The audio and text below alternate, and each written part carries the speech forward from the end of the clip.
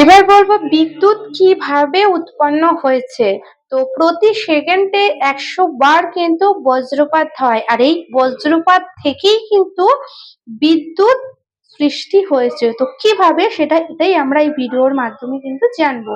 তো যাই হোক, আগেকার দিনে কিন্তু মানুষরা কিন্তু এই বিদ্যুৎ সম্পর্কে কিন্তু কিছুই জ্ঞাত ছিল না। তারা প্রদীপ, মোমবাতি আর কাঠের আগুন জ্বালিয়ে তারা আগুনের সেই আলোটা সেই গুলোকে তারা হ্যারিকেন জ্বালিয়ে তারা এই এবং পাথরের মধ্যে পাথর ঠুকিয়ে তারা আগুন ধরিয়ে সেই আলো দিয়েই তারা কিন্তু সর্বকাজ করতো।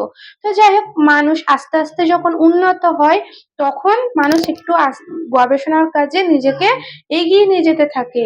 তো এবার অ্যাম্বার নামে একটি পাথর, এই অ্যাম্বার পাথর থেকেই কিন্তু বিদ্যুৎ উৎপন্ন হয়েছে, আর বিদ্যুৎ বা ইলেকট্রিসিটি শব্দটা কিন্তু এর থেকেই কিন্তু জন্ম নিয়েছে। তো বেঞ্জামিন ফ্রাঙ্কলে তিনি একজন বিজ্ঞানী ছিলেন। তো এই বিজ্ঞানী যিনি বজ্রপাত থেকে যে বিদ্যুৎ কিভাবে উৎপন্ন হচ্ছে সেটা নিয়ে উনি গবেষণা করেছিলেন। এছাড়াও ইতালি বিজ্ঞানী আলেকজান্দ্রিয়া বিজ্ঞানী ভোল্টা হচ্ছে সবচেয়ে মেন বিজ্ঞানী গবেষক, যিনি দুই ধরনের ধাতু তামা আর দস্তার একসাথে দুটোর মাঝখানে রেখে, তামাকে দস্তাকে রেখে তার মাঝখানে লবণ মেশানো একটি কাগজ রেখে সেইটাতে আস্তে আস্তে একরকম স্তর সৃষ্টি করেছিল, যে স্তরটা একটা ব্যাটারির রূপ দিয়েছিল। সেই ব্যাটারির থেকেই কিন্তু বিদ্যুৎ উৎপাদন হয়েছিল। তো যাই হোক, এবার যখনই পাইপটা থেকে যখনই বিদ্যুৎ পাওয়া যেত তখন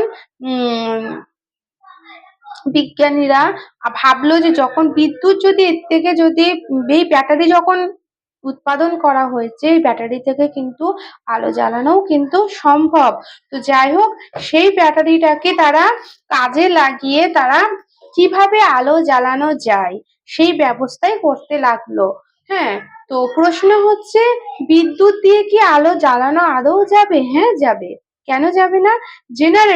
জেনারেটর সাহায্যে এই আলো চালানো ব্যবস্থা করা হয়েছে, যেটা একটি টারবাইন নামক একটা যন্ত্র। সেই টারবাইন যন্ত্রের সাহায্যে এই বিদ্যুৎটাকে ধারণ করা হয়েছে, এবং চতুর্দিকে যে আমরা যে এখন আলো, যে লাইট, এই লাইট কিন্তু অ্যাকচুয়ালি এই টারবাইন থেকে, যেটা জল থেকে সৃষ্টি হয়েছে। অ্যাকচুয়ালি আমরা এই জন্যই বলি যে জল হাতে আমরা যদি কারেন্টের পড়ে যদি হাত দিয়ে আমাদের শর্ট লেগে আমাদের মৃত্যু পর্যন্ত হতে পারে। তো এই জল থেকেই কিন্তু এই বিদ্যুতের প্রথম উৎপন্ন হয়েছে।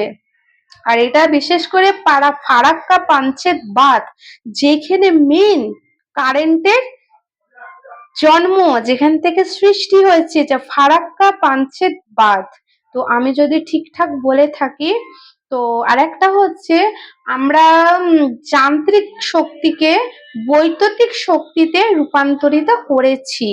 তো আমি যদি ঠিকঠাক যদি বলে থাকি, তোমরা অবশ্যই কিন্তু শেয়ার করো ভিডিওটা, কমেন্ট করবে। ঠিক আছে? Thank you, tata.